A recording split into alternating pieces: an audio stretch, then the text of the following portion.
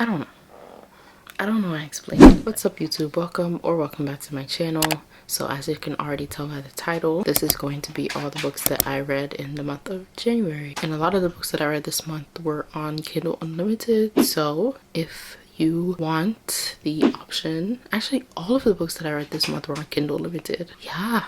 If you're looking for books to read and you really don't want to spend any extra money, then this is definitely the video for you. So the first book on the list is called Long Shot by Kendall Ryan. It is in the Hoops series. I rated this book 4 out of 5. I don't have the hard copy of the book. I found it on Kindle Unlimited and it had pretty decent ratings, so I went ahead and picked it up. I actually really liked it. Now, I will say there are some trigger warnings. I'll say that.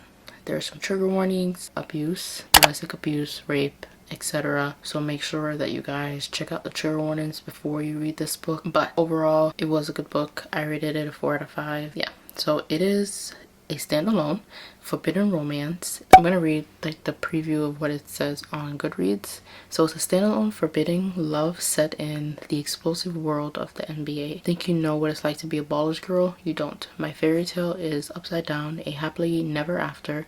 I kissed the prince and he turned into a fraud. I was a fool and his love, fool's goal. Now there's a new player in the game. He wants me, I want him, but my past and fraudulent prince just won't let me go.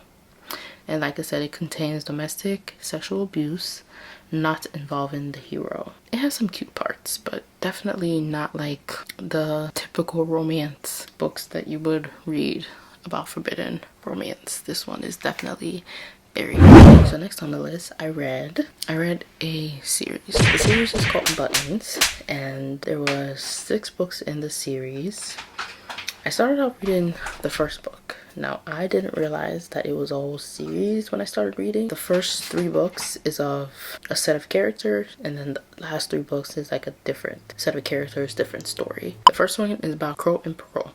So Pearl just so happened to have been with a shitty boyfriend who was involved in some sort of gambling situation where he ended up in debt, and then in order to pay his debt he basically sold her to sex trafficking. It's a weird story. If you don't like Stockholm type of situation, because it's definitely given Stockholm, if you don't like that type of trope, then I wouldn't read this book. And this goes for both of the series, the first 3 book and the last 3 book. It's the same thing, sex trafficking, Stockholm type of situation. There are certain behaviors in this book that I definitely did not agree with, but I was still able to get through the whole book. The last 3 books, I will say I rated them lower than I rated the first 3 books, only because I felt like it was just also a continuation of Crow and Pearl's story and not like a separate story of his brother and this new character. They seemed too much into it. I would have preferred if they were like, you can add their point of view and that's fine, but I felt it would have been better if they weren't so much. I read a book in between that series and Long Shot from Lukov with Love. It was a pretty good book. I think I rated it 4 out of 5. And a lot of people say that Mariana Zapata, her stories are kind of like a slow burn, and to a sense I agree. You don't really feel the tension between the characters that makes it like that slow burn, like, oh my god, when are they gonna get together? Oh my god,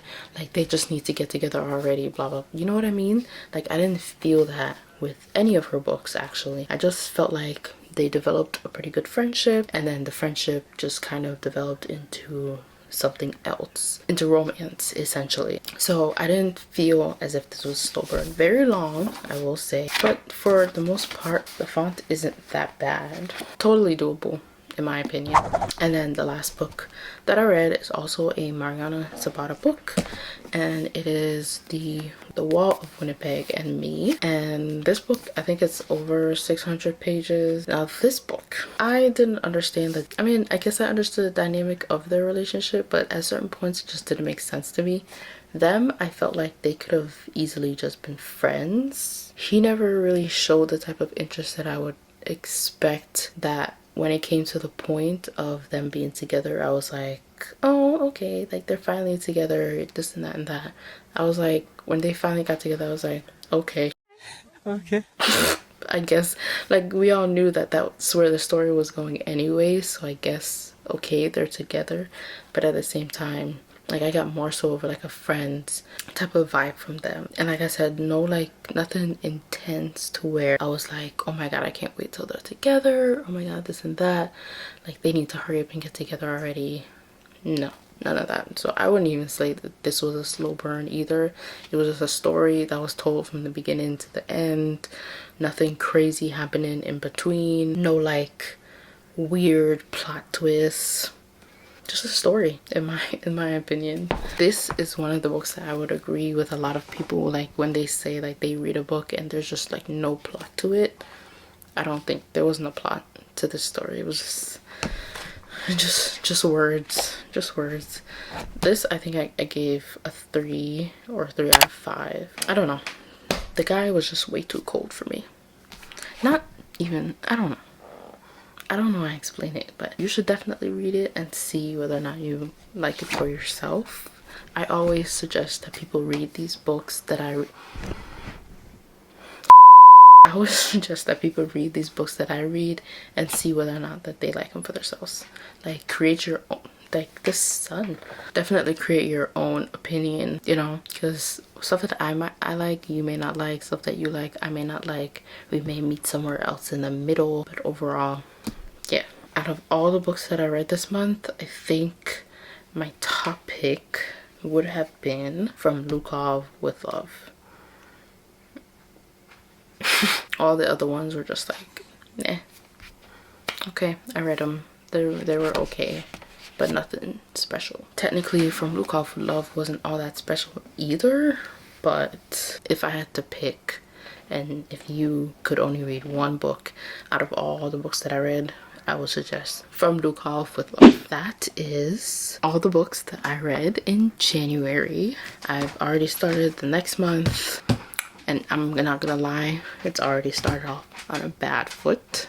But you know, we move. We're gonna get through it. We're not gonna let this book put us in a reading slump, okay? Hopefully. I'm definitely gonna need to read something after it to like just remind myself that there are good books out there. There are better options out there.